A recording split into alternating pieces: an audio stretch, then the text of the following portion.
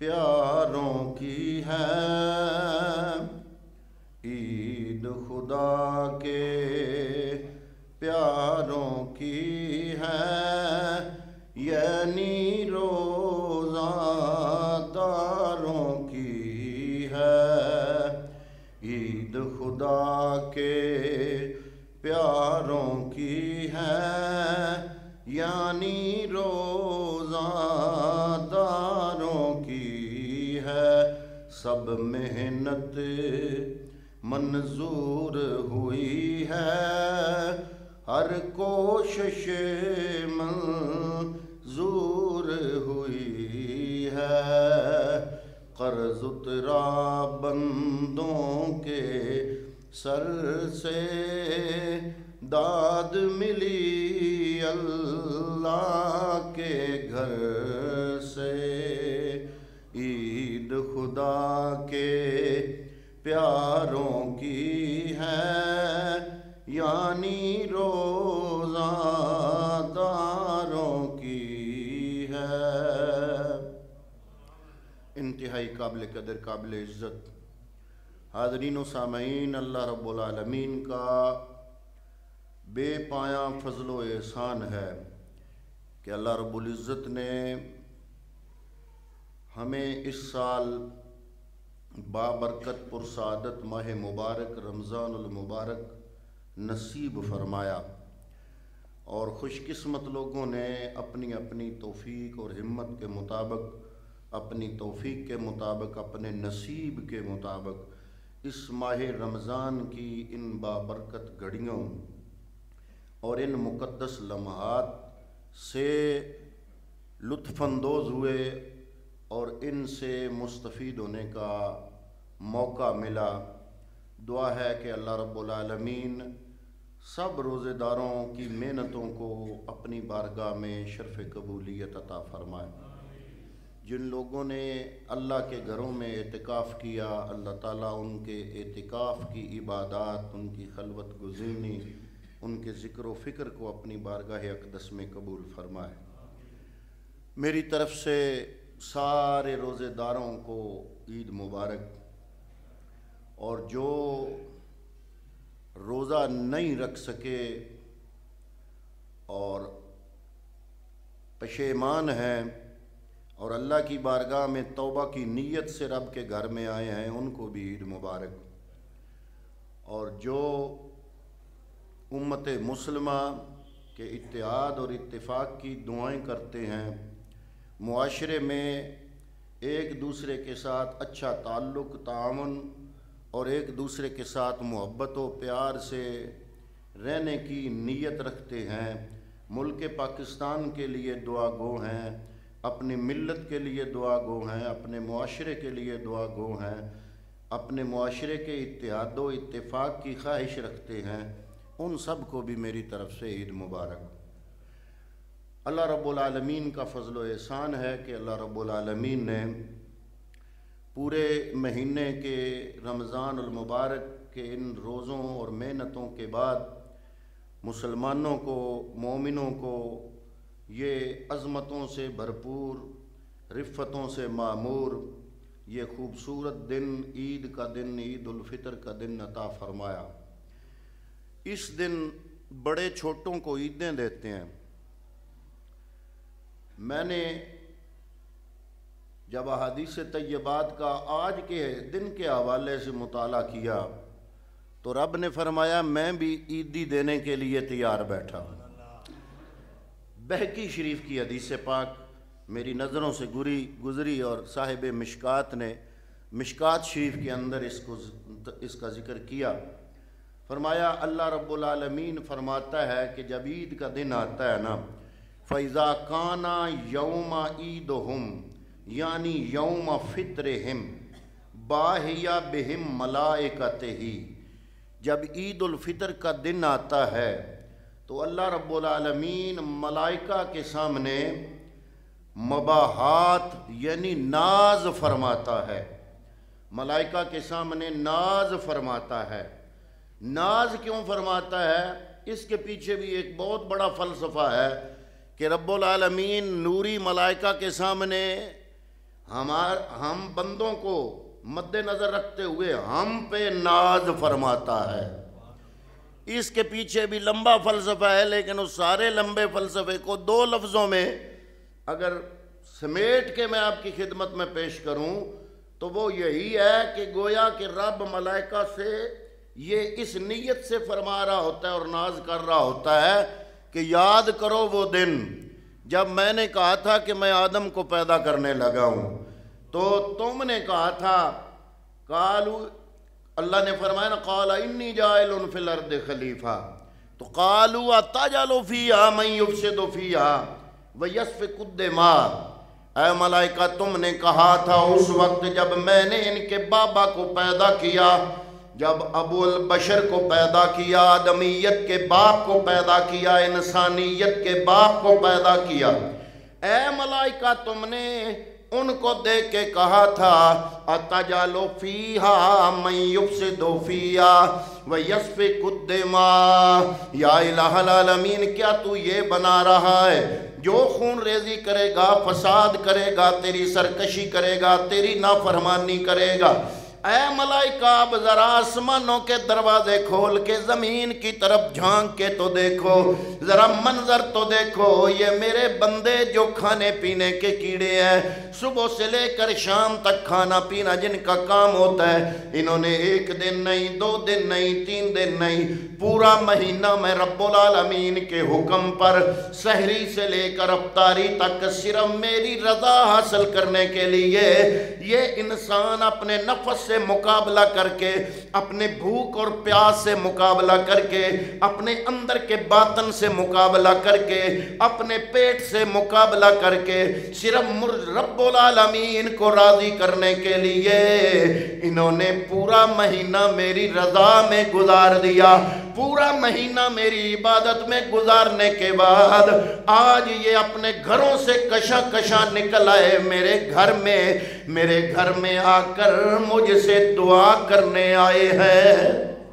تو فرمایا فَإِذَا كَانَ یوم عیدہم، جب ان کی عید کا دن آتا ہے، یعنی یوم فطرہم، یعنی عید الفطر کا دن آتا ہے، باہ یا بہم ملائکتہی، اللہ رب العالمین ملائکہ کے سامنے مباحات فرماتا ہے، یعنی ناز فرماتا ہے، اور آگے الفاظ ہیں کہ رب العالمین ملائکہ سے سوال کرتا ہے، اے ملائکہ میرا سوال ہے تم سے، مجھے جواب دو، اگر ایک مزدور کو مزدوری دی جائے، کام دیا جائے مزدوری کا، وہ اپنی مزدوری مکمل کر لے تو بتاؤ اس کا انعام کیا ہے؟ ملائکہ عرض کرتے ہیں کہ رب العالمین جب مزدور اپنی محنت پوری کر لیتا ہے، اپنا کام پورا کر لیتا ہے، تو حق یہ بنتا ہے مالک کا کہ ان مزدوروں کو ان کی پوری مزدوری دی جائے۔ فرشتے یہ کہتے ہیں کہ ان کو معاوضہ دیا جائے۔ اللہ رب العالمین فرماتا ہے فرشتوں میرے بندوں نے اپنا فریضہ ادا کیا، اور آج دعا کے لیے نماز فطرانہ، نماز عید الفطر ادا کرنے کے لیے میری بارگاہ میں آ کے گڑ گڑا رہے ہیں۔ آگے رب العالمین نے جو الفاظ بولے وہ الفاظ بڑے پیارے ہیں، فرمایا وَعِزَّتِي وَجَلَالِي، میں رب العالمین کو اپنی عزت کی قسم اور اپنے جلال کی قسم، وَكَرَمِي مجھے اپنے کرم کی قسم، وَعَلُوِّي مجھے اپنے مقام و مرتبے کی قسم، وَإِرْتَفَاءُ مَكَانِي مجھے اپنے بلند مکان کی قسم، لَوْ جِيبَنَّهُمْ فَيَقُولُوا ارْجَعُوا قَدْ غَفَرْتُ لَكُمْ، میں رب العالمین یہ دعا کرتے ندا کرتا ہوں، آواز دیتا ہوں، اے مجھے گڑ گڑانے والو، پورا مہینہ میری رضامندی کے مطابق گزار کے، پورا مہینہ میری عبادت میں گزار کے، پورا مہینہ میرے ذکر و فکر میں گزار کے، پورا مہینہ میری رضا کے مطابق گزار کے آج نکل آئے ہو اس عید کے مجمع میں گڑ گڑا کر مجھ سے مانگنے والو، لاؤ جی بننا ہوں، میں اے ملائکہ تمہیں گواہ بنا کے کہتا ہوں میں نے ان سب کی دعاؤں کو قبول فرما لیا ہے۔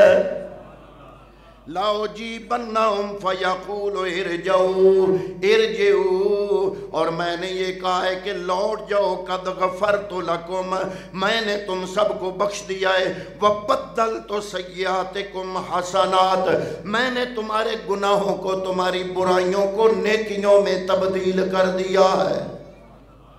قَالَ فَيَرْجِعُونَ فَغْفُورًا لَهُمْ تو وہ اللہ رب العالمین فرماتا ہے کہ وہ جب واپس لوٹتے ہیں، اگر آتے ہیں تو ہو سکتا ہے کوئی کسی کے ذمے پھر بھی کوئی گناہ ہو، لیکن جب یہ نماز شکرانہ ادا کرنے کے بعد، میری بارگاہ میں گڑ گڑا کر دعائیں کرنے کے بعد جب یہ مسلمان گھروں کو واپس جاتے ہیں تو ان کے نامہ اعمال میں کوئی گناہ بھی نہیں ہوتا۔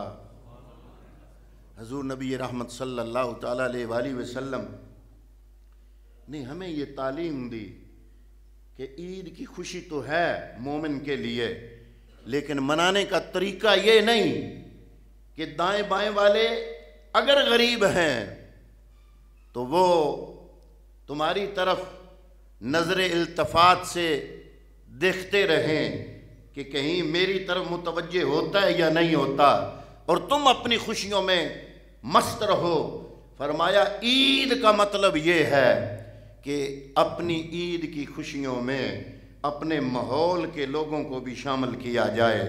اگر تمہارے دائیں بائیں رشتہ داروں میں، اہل محلہ میں یتیم ہیں، عید کی خوشی یہ ہے کہ اس عید کی خوشی میں یتیموں کو بھی شامل کیا جائے، بیواؤں کو بھی شامل کیا جائے، اور ان غریبوں کو بھی شامل کیا جائے جن کے پاس ہو سکتا ہے کہ گھر میں چولہا جلانے کے لیے پیسے نہ ہوں۔ حضور نبی رحمت صلی اللہ تعالیٰ علیہ وآلہ وسلم کے بارے میں وہ واقعہ ہم پرائمری سے پڑھتے چلے آ رہے ہیں کہ حضور نبی کریم عید کی نماز پڑھنے کے لیے جب گھر سے نکلے، آپ عید گاہ کی طرف جا رہے ہیں تو رستے میں دیکھا بچے کھیل رہے ہیں، مختلف کپڑے انہوں نے پہنے ہوئے ہیں، لیکن ایک بچہ اس نے پھٹے پرانے کپڑے پہنے ہوئے ہیں اور وہ رو رہا ہے۔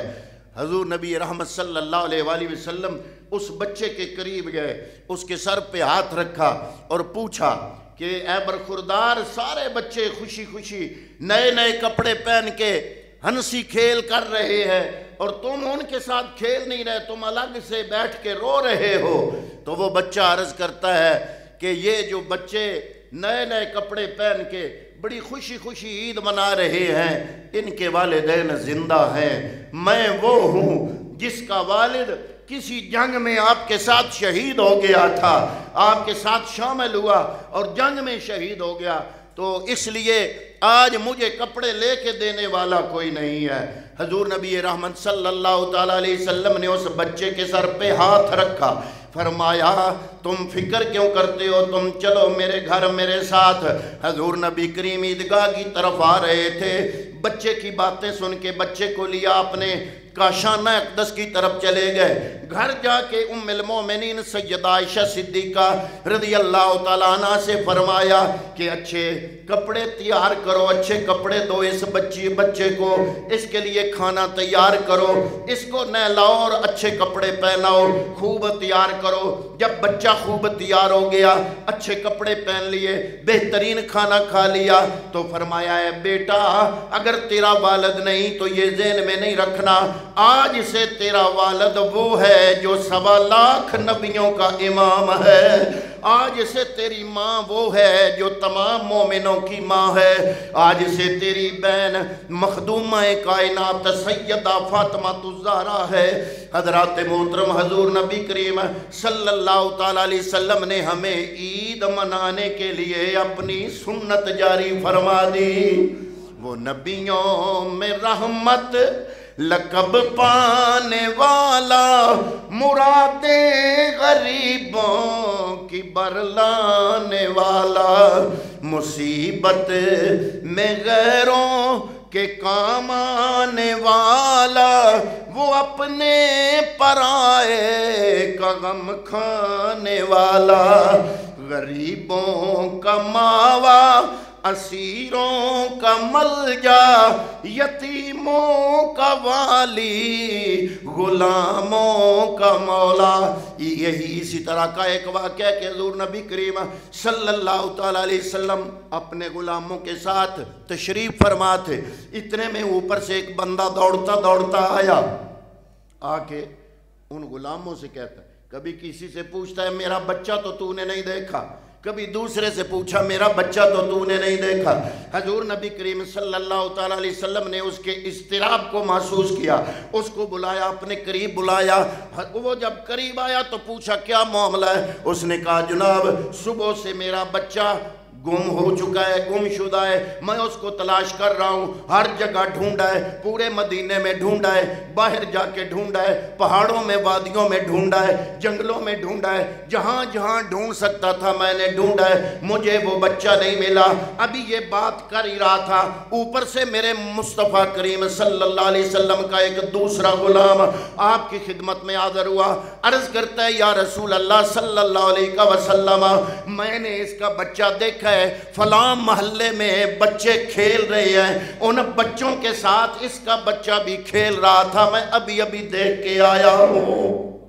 جب اس کو یہ پتا چلا کہ سارے دن کا تھکا ماندہ وہ باپ بچے کو تلاش کر کر کے سارے دن کا تھکا ہوا تھا، جب اس نے سنا فلاں جگہ پہ میرا بچہ ہے تو دوڑ پڑا.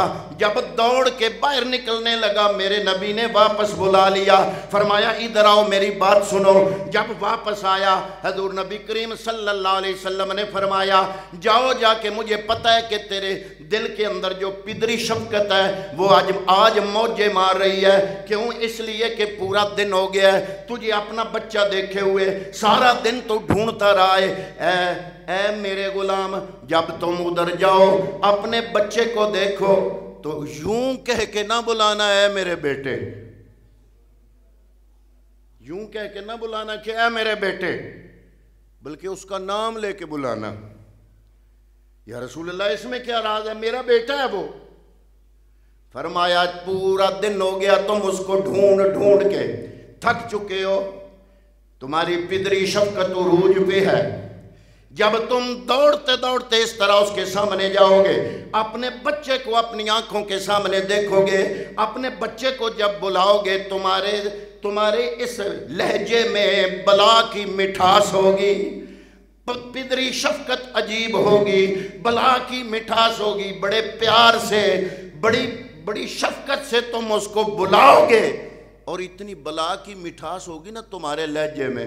ہو سکتا ہے کوئی یتیم ہو ان بچوں میں اور اس کے دل میں یہ حسرت جاگ اٹھے کہ آج میرا باپ ہوتا تو اتنی شفقت و محبت سے وہ بھی مجھے بلاتا. اس لیے میں تمہیں یہ حکم دیتا ہوں کہ جب تم ادھر جاؤ تو اس کو میرا بیٹا کہہ کے نہ بلانا بلکہ اس کو نام سے بلانا، اور جب گھر لانا تو پھر جا کے گھر میں اس کو پیار دے لینا. تو یہ ہے حضور نبی رحمت صلی اللہ تعالیٰ علیہ وآلہ وسلم ہمارے آقا کی رحمت، اور یہ رحمت کا سبق انہوں نے ہم امتیوں اور غلاموں کو عطا فرمایا.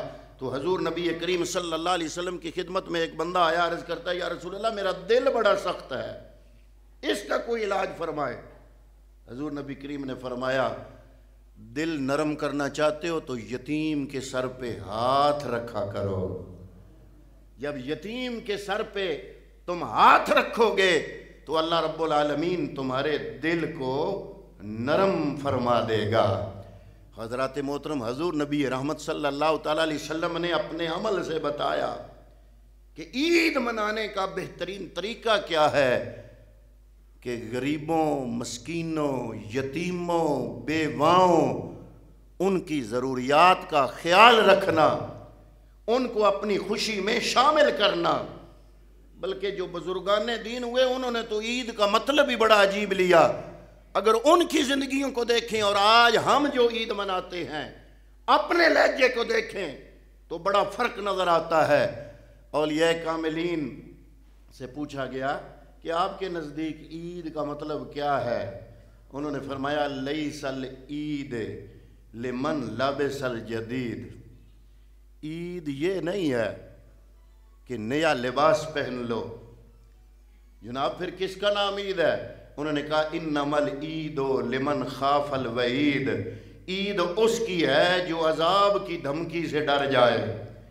لیس العید لمن راکب المطایا. عید یہ نہیں ہے اچھی اچھی سواریوں پہ سوار ہو جاؤ. انما العید لمن ترک الخطایا. بلکہ عید تو اس بندے کی ہے جس نے اپنی غلط روش کو چھوڑ دیا، اپنی غلط روش کو چھوڑ کے سیدھے راستے پہ آ گیا. جب اس نے اپنی روش کو بدلا تو اللہ اور اللہ کے رسول کی بارگاہ میں اس کو عید سے بھی زیادہ خوشیاں نصیب ہوں گی. فرمایا لیس العید لمن تزین بزینت الدنیا. عید یہ نہیں ہے کہ دنیا کی زینت سے بندہ خود کو مزین کر لے. انما العید لمن تزود بالتقوی. اصل عید تو اس بندے کی ہے جو تقوی کے لباس سے اپنے آپ کو مزین کر سکے. اصل عید تو ان کی ہے جنہوں نے اس ماہ مبارک میں روزے رکھے. اصل عید تو ان کی ہے جنہوں نے اس ماہ مبارک میں اپنے آپ کو گناہوں سے بچانے کی کوشش کی. اصل عید تو ان لوگوں کی ہے جنہوں نے اس ماہ مبارک میں نماز پنجگانہ میں پابندی کرنے کی کوشش کی. اصل عید تو ان لوگوں کی ہے جنہوں نے اس ماہ مبارک میں اپنا تعلق اور نسبت رب کے کلام قرآن مجید سے جوڑنے کی کوشش کی. اور اصل عید تو ان لوگوں کی بھی ہے جو اگر ماہ رمضان میں کچھ نہیں کر سکے لیکن دل میں تڑپ ضرور پیدا ہوئی. آج کے دن نہیں صحیح، تڑپ ضرور پیدا ہوئی کہ اے میرے مالک ہم کچھ نہیں کر سکے. آج کے دن کا صدقہ، روزے داروں کا صدقہ، میں اپنی اس روش پہ نادم ہوں. اگر انہیں آج بھی ندامت ہو گئی تو میری طرف سے انہیں بھی عید مبارک. اگر آج بھی انہیں توبہ کی توفیق مل گئی تو میری طرف سے انہیں بھی آج عید مبارک. حضور غوث اعظم رضی اللہ تعالیٰ عنہ عید سے ایک دن پہلے ایک جگہ پہ بیٹھے رو رہے ہیں. لوگوں نے کہا جناب کل عید ہے، بندے خوش ہیں، آپ رو رہے ہیں. تو آپ نے فرمایا میں رو تو اس لیے رہا ہوں، وہ عظمتوں والا مہینہ سایہ فگن تھا جس کی ایک ایک گھڑی بندے کو رب کے قریب کر دیتی ہے. یہ جو اللہ کے ولی ہوتے ہیں یہ تڑپتے ہیں جب یہ ماہ مبارک گزرنے پہ آتا ہے. اصل میں معاملہ یہ ہے کہ یہ اولیاء کاملین یہ ان تمام معاملات کا جو اصل مکھن ہے نا، مکھن وہ نکال کے لے گئے. ہم تو لسی رڑک رہے ہیں. تو وہ حضور غوث اعظم شیخ عبد القادر جیلانی کی بارگاہ میں چند بچے آئے، عرض کیا غوث عبد القادر جیلانی کل عید ہے، اس کے لیے ہمیں کوئی شعر عطا فرمائیں. تو غوث سمدانی حضرت شیخ عبد القادر جیلانی نے فرمایا، شعر لکھا، ان بچوں کو لکھ کے دیا. فرمایا خلق گوید کہ فردہ روز عید است. مخلوق کہہ رہی ہے کل کا دن عید کا دن ہے. خوشی در روح ہر مومن پدید است. ہر مومن بڑا خوش ہے، لیکن در آن روزے کہ با ایمان بمیرم مراد در ملک خدا روزے عید است. میں تو اس دن کو عید کا دن سمجھوں گا جس دن میں ایمان لے کے اس دنیا سے رخصت ہو جاؤں گا، جس دن مجھے ایمان کی دولت نصیب ہو جائے گی. غوث سمدانی فرماتے ہیں وہ دن میرے لیے عید کا دن ہوگا. تو حضرات محترم یہ آپ دیکھیں گے کہ پورا ماہ مبارک ہم میں سے کچھ لوگ پہلی صفوں میں سجدوں پہ سجدے کرتے رہے. آج عید کا دن جب گزرے گا اور کل آپ دیکھیں گے کہ وہ پچھلی صف میں تو کجا آنے والے جمعے پہ بھی نظر نہیں آئیں گے. یہ رمضان المبارک اس لیے نہیں آتا کہ صرف اس میں عبادت کی جائے، یہ بندہ مومن کو پورا سال گزارنے کی سمجھ عطا کرنے کے لیے آتا ہے کہ میں نے تمہاری جبینوں کو سجدہ آشنا کر دیا. اب جو جمعہ چھوڑ دیتا ہے حضور فرماتے ہیں رب العالمین اس کے دل پہ مہر لگا دیتا ہے. بلکہ کچھ علماء اولیاء فرماتے ہیں کہ رمضان المبارک کا آخری جمعہ ہے جمعۃ الوداع، اور شوال کا جمعہ ہے پہلا۔ وہ فرماتے ہیں کہ جمعۃ الوداع کا رزلٹ شوال کے پہلے جمعے پہ سنایا جاتا ہے۔ جناب کیسے؟ فرمایا جمعۃ الوداع پہ تو سارے آتے ہیں، پاس اس مہینے میں محنت کر کے پاس وہ ہوتے ہیں جو شوال کا جمعہ بھی نہیں چھوڑتے، جو اگلا جمعہ ہمارا کل آ رہا ہے۔ فرمایا یہ رزلٹ والا جمعہ ہے، رمضان المبارک کا آخری جمعہ جمعۃ الوداع ہے۔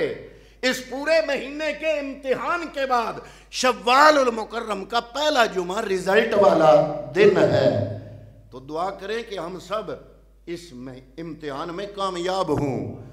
کم از کم ہم اپنے جمعے تو ناغہ نہ کریں، ہم اپنے جمعے ادا کریں، 5 وقت کی نماز کا اہتمام کریں۔ حضرات محترم رمضان المبارک گیا ہے، نماز اسی طرح فرض ہے۔ تو دعا کرتے ہیں کہ اللہ رب العالمین جو عبادات رمضان المبارک ہمیں کرنے کی